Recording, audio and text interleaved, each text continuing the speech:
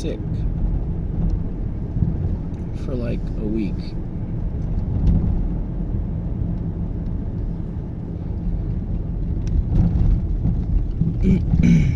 And not sure how much I should be talking, because I'm just kind of barely getting over it. Or I'm almost finished getting over it.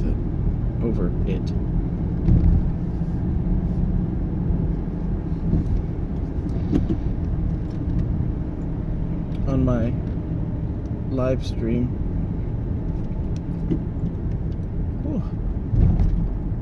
I can hear. On my live stream, I usually have another monitor that isn't doing anything except displaying a whole bunch of flashy pictures. That's a video called Flying into the Depths of a Mandelbox.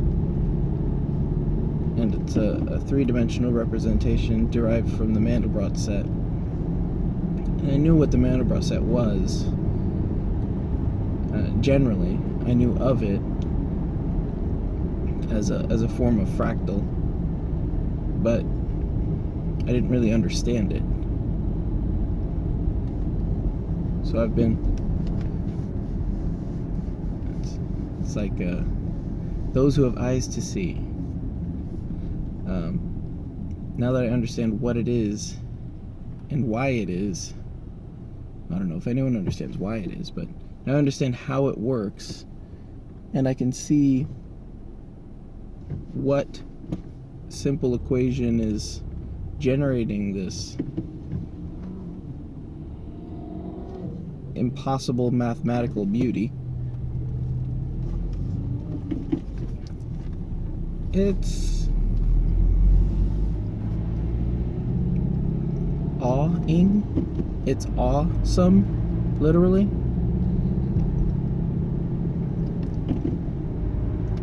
The folks at Xerox PARC had a saying, this one goes in the book, and that book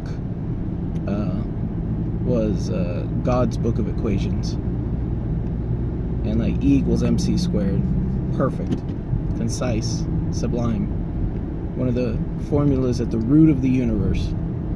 That one's in the book. And the most beautiful program ever written, the Lisp interpreter written in Lisp, arguably that one's in the book. But the Mandelbrot set,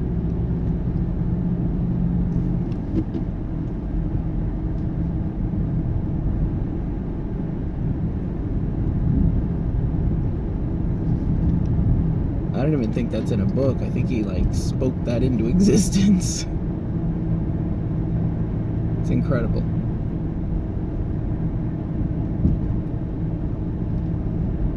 I felt like I felt when I was in high school in AP Bio, learning about how a cell works. And at that point, that was just a very minor level of complexity. It was a 1,000-foot view or a 10-inch view for a cell. But the complexity that goes on inside a single cell organism, there's a book called, what is it? It's called Microbiology, or Studying Microbiology. And it studies the E. coli bacterium. That's it. One single-celled bacteria. And the complexity that's packed into that one little thing. And not just different pieces that are complex. All of the pieces are complex, and all of them work together.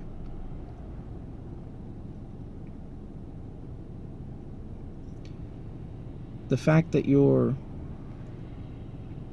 when you get down to a molecular level, the molecular bonding that takes place that actually changes the physical shape of amino acids in order to perform things like locomotion. They're like little robots. There's a video on YouTube of DNA. I think it's a TED Talk, but it's a video of DNA repairing itself. And he computer generated the chemical, and they are chemical, they're molecular, atomic level reactions that are taking place in order to change the shape of the structures of these amino acids and proteins and different bodies inside the cell that perform a certain task. It is DNA replicating itself, and there is almost a mechanical, well, it is a mechanical, technically, action of your DNA being unspun, split up, copied one way, copied the other way, except you can't copy DNA the same way on both sides because all the pairs don't match. They're both left-sided. So the DNA has to be copied backwards. So it spits out a certain amount of uncopied DNA and then writes it backwards onto the other chain that it's making, while the same body is making a copy forwards on the other half of the chain. It's unreal. And it's taking place suspended in a soup of bodies, of molecular bodies, acids and proteins, all these other things that are doing just as complicated tasks all around it the entire time.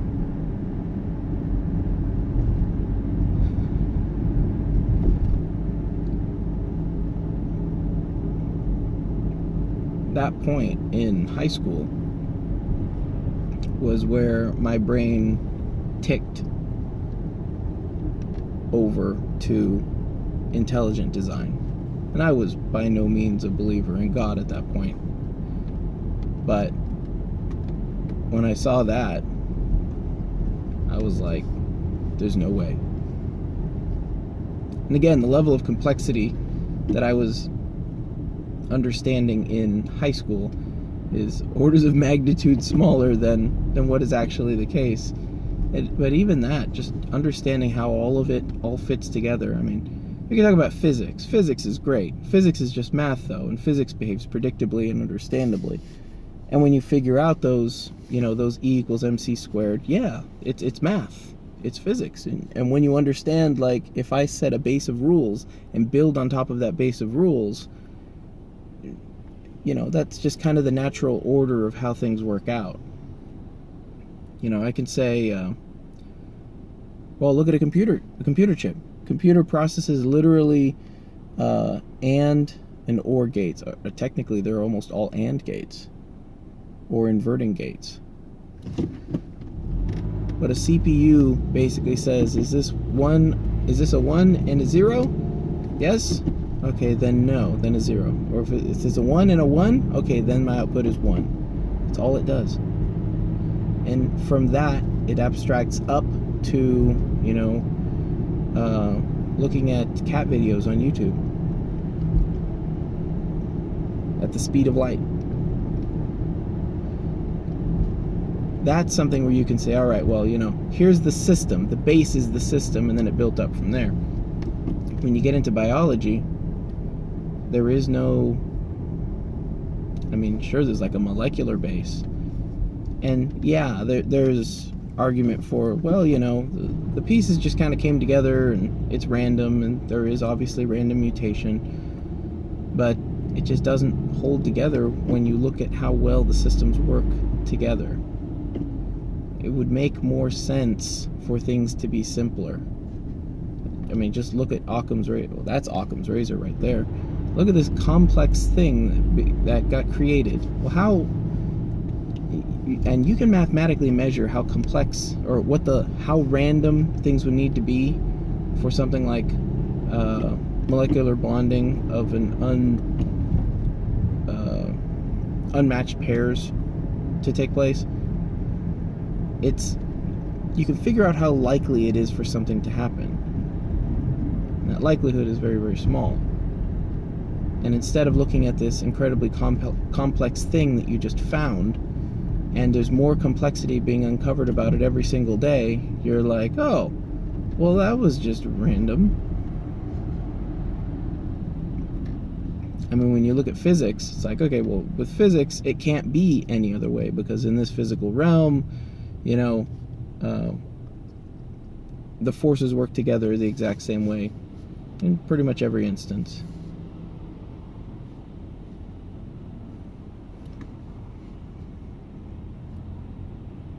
But the level of complexity inside a single living organism, a single cell,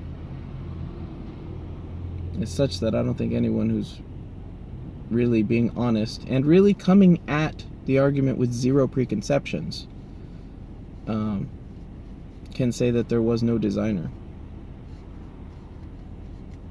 And the preconception thing I've been thinking about for a while. I think that's the fatal flaw of the modern sciences, is that they start with the preconceived notion. There's always going to be a rebellion. So when the church is in charge and a scientist says, all right, well, I believe in what I can observe, and I believe in things that I can test and repeat.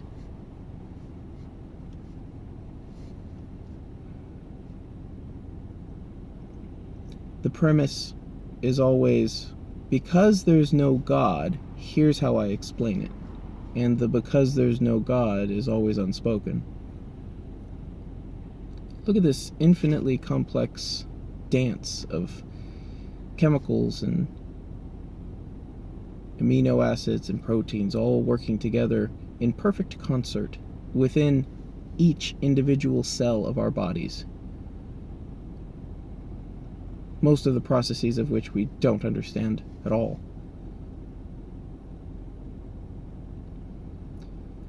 That got here, that's this level of complexity, and therefore, given our current knowledge of the level of mutation, basically, by cosmic rays or any other form of radiation, which we of course extrapolate back into infinity, because we've only been measuring the incidence of cosmic rays and other background radiation for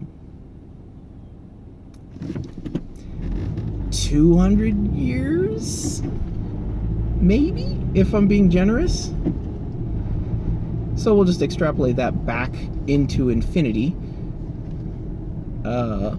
Just based on the preconception that must have been the case, because we just can't measure anything in the past. Therefore, with this level of mutation and this level of complexity, the Earth must be 11 billion zillion years old, because this is extremely unlikely. P.S. God doesn't exist. So that's why it has to be 11 billion zillion years old. So that's what's messed up about carbon dating. It's uniformitarianism. Well, I can measure these external factors that affect my process. Therefore, these must have been the case forever. What was the incidence of cosmic rays and background radiation that leads to mutation or carbon-12 formation in...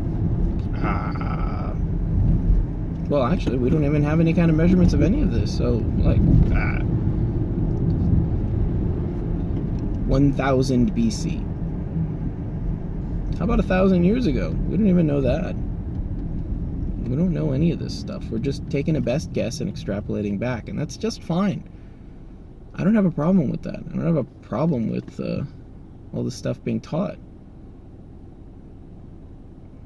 But when people say, I know, when they don't know, and I know they don't know, it's just personal nonsense. It's like, oh, don't force your religion onto me.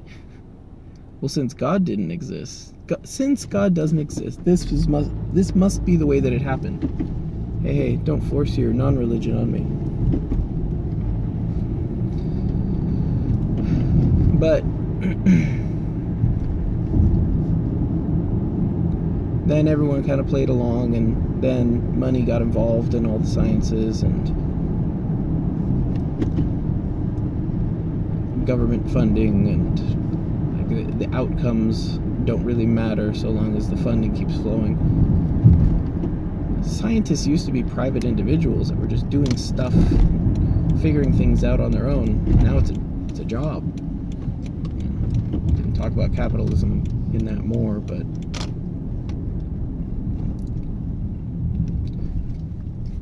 just stuff I've been thinking about.